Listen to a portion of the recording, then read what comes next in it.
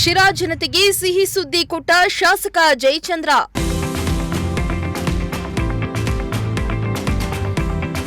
ಶಿರಾ ತಾಲೂಕಿಗೆ ಬರಲಿವೆ ಮತ್ತೆರಡು ಹೈವೇಗಳು. ನಾನು ಒಂದು ಶಿರಾಕ್ಕೆ ಒಂದು ರಿಂಗ್ ರೋಡ್ ಮಾಡಬೇಕು ಅಂತ ಹೇಳಿ.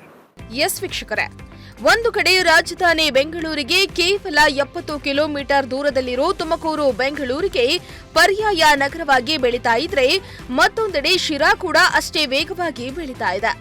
ಶಿರಾ ತಾಲೂಕಿನ ಗಡಿ ಭಾಗದಲ್ಲಿಯೇ ವಸಂತ ನರಸಾಪುರ ಕೈಗಾರಿಕಾ ವಸಾಹತು ನಿರ್ಮಾಣಗೊಂಡಿದೆ. ಅಲ್ಲದೆ ಪಕ್ಕದಲ್ಲಿಯೇ ಅಂತಾರಾಷ್ಟ್ರೀಯ ಕ್ರಿಕೆಟ್ ಮೈದಾನ ನಿರ್ಮಾಣಗೊಳ್ತಾ ಇದೆ. ಮತ್ತೊಂದು ಕಡೆ ಅಂತಾರಾಷ್ಟ್ರೀಯ ವಿಮಾನ ನಿಲ್ದಾಣ ಕೂಡ ಶಿರಾದಲ್ಲಿಯೇ ನಿರ್ಮಾಣವಾಗುತ್ತೆ ಅನ್ನೋ ಮಾತುಗಳು ಕೇಳಿ ಬರ್ತಾ ಇವೆ. ಈ ನಡುವೆ ಇದೀಗ ಶಿರಾ ಜನತೆಗೆ ಶಾಸಕ ಟಿಬಿ ಜಯಚಂದ್ರ ಮತ್ತೊಂದು ಸಿಹಿ ಸುದ್ದಿಯನ್ನ ನೀಡಿದ್ದಾರೆ.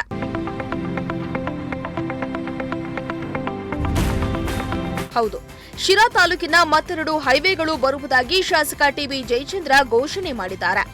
ರಾಷ್ಟ್ರೀಯ ಹೆದ್ದಾರಿ ಪ್ರಾಧಿಕಾರದಿಂದ ಶಿರಾ ತಾಲೂಕಿನಲ್ಲಿ 750 ಕೋಟಿ ವೆಚ್ಚದಲ್ಲಿ 2 ಪ್ರತ್ಯೇಕ ಕಾಮಗಾರಿ ಕೈಗೊಳ್ತಾ ಇರುವುದಾಗಿ ತಿಳಿಸಿದ್ದಾರೆ.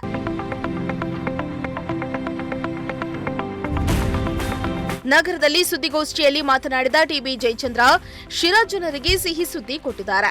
ರಾಷ್ಟ್ರೀಯ ಹೆದ್ದಾರಿ 69ರ ಶಿರಾದಿಂದ ಬಡವನಹಳ್ಳಿ ನಡುವೆ 585 ಕೋಟಿ ವೆಚ್ಚದಲ್ಲಿ 20.20 ಕಿಲೋಮೀಟರ್ ಉದ್ದದ ಚತುಷ್ಪಥ ರಸ್ತೆ ಹಾಗೂ ರಾಷ್ಟ್ರೀಯ ಹೆದ್ದಾರಿ 544ರ ಆಂಧ್ರಪ್ರದೇಶದ ಗಡಿಯಿಂದ ಶಿರಾ ನಗರದವರೆಗೆ 166 ಕೋಟಿ ವೆಚ್ಚದಲ್ಲಿ 13.50 ಕಿಲೋಮೀಟರ್ ಉದ್ದದ ಚತುಷ್ಪಥ ರಸ್ತೆ ಕಾಮಗಾರಿ ಕೈಗೊಳ್ತಾ ಇರುವುದಾಗಿ ಜಯಚಂದ್ರ ತಿಳಿಸಿದರು. ನಾವೇನ್ ಮಾಡಿದ್ವಿ, ಅದನ್ನ ಬೈಫರ್ಕೇಟ್ ಮಾಡಿದ್ವಿ. ಶಿರಾ ಟು ಬಡವನಹಳ್ಳಿ ಟು ಬೈರನಹಳ್ಳಿ ಅಂತ ಹೇಳಿ. ಶಿರಾ ಟು ಬಡವನಹಳ್ಳಿ ಮಾಡಿದ್ದನ್ನ ಇದನ್ನ ಕಷ್ಟಪಟ್ಟು ಮಂಜೂರಾತಿ ಆಗಿದೆ ಕೇಂದ್ರ ಸರ್ಕಾರದಿಂದ. ಅದಕ್ಕೆ ಎಷ್ಟು ಅಮೌಂಟ್ ಅಂತ ಹೇಳಿದ್ರೆ 585 ಕೋಟಿ 20.2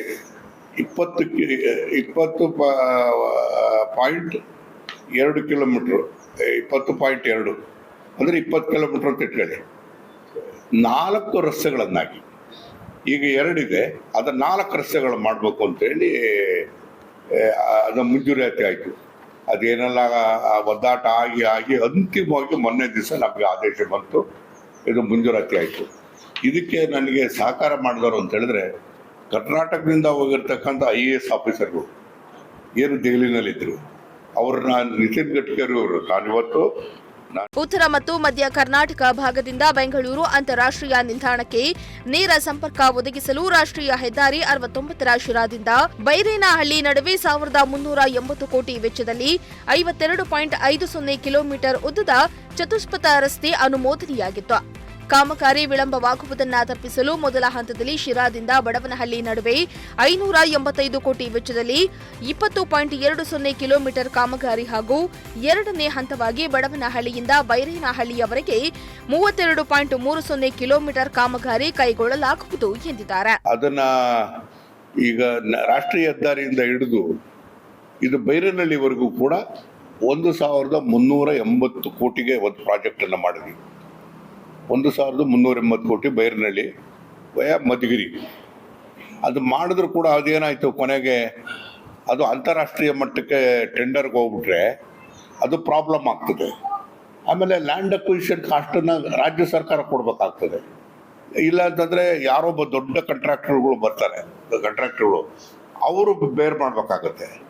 ಇದೆಲ್ಲದು ಕಷ್ಟ ಆಗ್ತದೆ, ಇದು ಭಾಳ ವರ್ಷ ಆಗ್ತದೆ, ವಿಳಂಬ ಆಗ್ತದೆ ಅನ್ನೋ ಕಾರಣಕ್ಕೋಸ್ಕರ ಮಾಡಿದ್ವಿ. ನಾವೇನು ಮಾಡಿದ್ವಿ, ಅದನ್ನು ಬೈಫರ್ಕೇಟ್ ಮಾಡಿದ್ವಿ. ಶಿರಾ ಟು ಬಡವನಹಳ್ಳಿ ಟು ಬೈರನಹಳ್ಳಿ ಅಂತ ಹೇಳಿ. ಶಿರಾ ಟು ಬಡವನಹಳ್ಳಿ ಮಾಡಿದ್ದನ್ನ ಇದನ್ನು ಕಷ್ಟಪಟ್ಟು ಮಂಜೂರಾತಿ ಆಗಿದೆ ಕೇಂದ್ರ ಸರ್ಕಾರದಿಂದ. ಅದಕ್ಕೆ ಎಷ್ಟು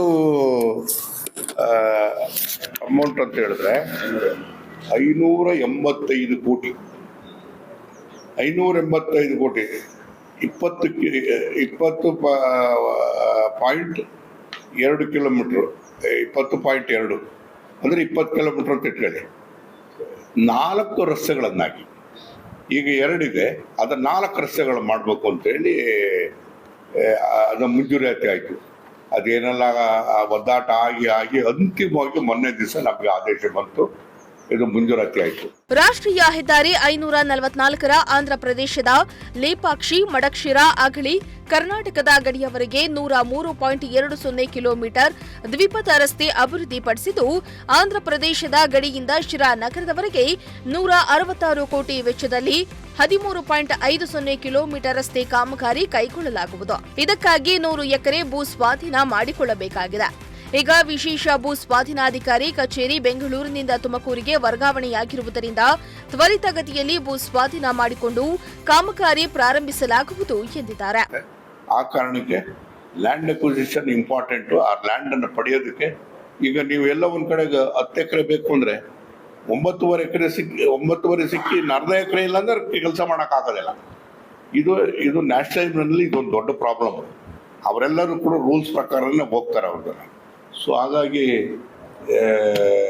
ಇದು ಬಹುಶಃ ನಮ್ಮ ಅವಧಿನಲ್ಲೇ ಪರಿಪೂರ್ಣವಾಗಿ ಮುಗಿದು ಆಮೇಲೆ ಕೇಂದ್ರ ಭೂ ಸಾರಿಗೆ ಮತ್ತು ಹೆದ್ದಾರಿ ಸಚಿವ ನಿತೀಶ್ ಗಡ್ಕರಿ ಅವರನ್ನ ಭೇಟಿ ಮಾಡಿ ರಾಷ್ಟ್ರೀಯ ಹೆದ್ದಾರಿ 48ರ ಶಿರಾ ಬೈಪಾಸ್ ರಸ್ತೆಯ 2 ಬದಿ 3.90 ಕಿಲೋಮೀಟರ್ ಸರ್ವಿಸ್ ರಸ್ತೆ ಬಾಕಿ ಇದ್ದು ಕಾಮಗಾರಿ ಪೂರ್ಣಗೊಳಿಸುವಂತೆ ಮನವಿ ಮಾಡಿದ ಕಾರಣ ರಾಷ್ಟ್ರೀಯ ಹೆದ್ದಾರಿ ಪ್ರಾಧಿಕಾರವು ಸರ್ವಿಸ್ ರಸ್ತೆ ನಿರ್ಮಾಣಕ್ಕಾಗಿ 28 ಕೋಟಿ ವೆಚ್ಚದ ಅಂದಾಜು ಪಟ್ಟಿ ಸಲ್ಲಿಸಿದ್ದಾರೆ ಎಂದಿದ್ದಾರೆ.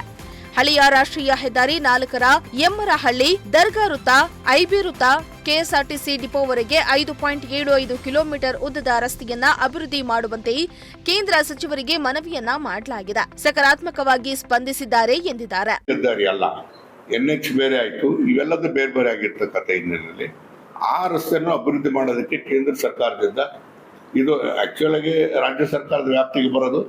ಬಟ್ ಎಲ್ಲ ಒಂದು ಕಡೆಗೆ ಇಲ್ಲಿ ಸ್ವಲ್ಪ ಕಷ್ಟ. ಆ ಕಾರಣಕ್ಕೆ ಅಲ್ಲಿಂದಲೂ ಕೂಡ ತರಬೇಕು ಅಂತ ಹೇಳಿ ಅದೊಂದು ಏನೋ ಒಂದು ಹೊಸ ಪ್ರಪೋಸಲ್ನ ಕೊಡ್ತಾ ಇದ್ದೀವಿ ನಿತಿನ್ ಗಡ್ಕರಿ ಮುಂದೆ.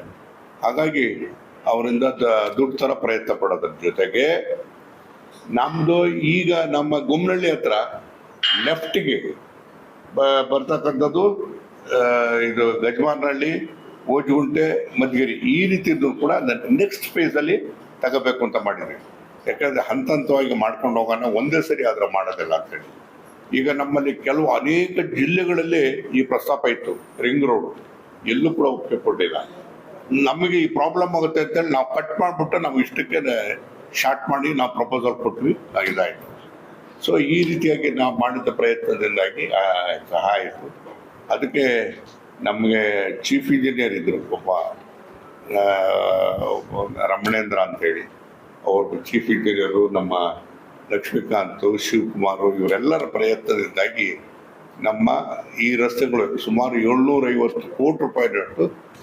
ರಾಜಕೀಯದಲ್ಲಿ ಸಾಕಷ್ಟು ಅನುಭವ ಹೊಂದಿರುವ ಜಯಚಂದ್ರ ಸದ್ಯ ಕರ್ನಾಟಕ ಸರ್ಕಾರದ ದೆಹಲಿ ವಿಶೇಷ ಪ್ರತಿನಿಧಿಯಾಗಿ ಕೆಲಸ ಮಾಡ್ತಾ ಇದ್ದು, ಈ ಅವಧಿಯಲ್ಲಿ ಕ್ಷೇತ್ರಕ್ಕೆ ಭರಪೂರ ಕೊಡುಗೆಗಳನ್ನ ನೀಡಲು ಹೊರಟಿದ್ದು ಜನತೆ ಖುಷಿಯಾಗಿದ್ದಾರೆ. ಶ್ರೀಮಂತ್ ಕುಮಾರ್, ಪ್ರಜಾಶಕ್ತಿ ಟಿವಿ, ಶಿರಾ.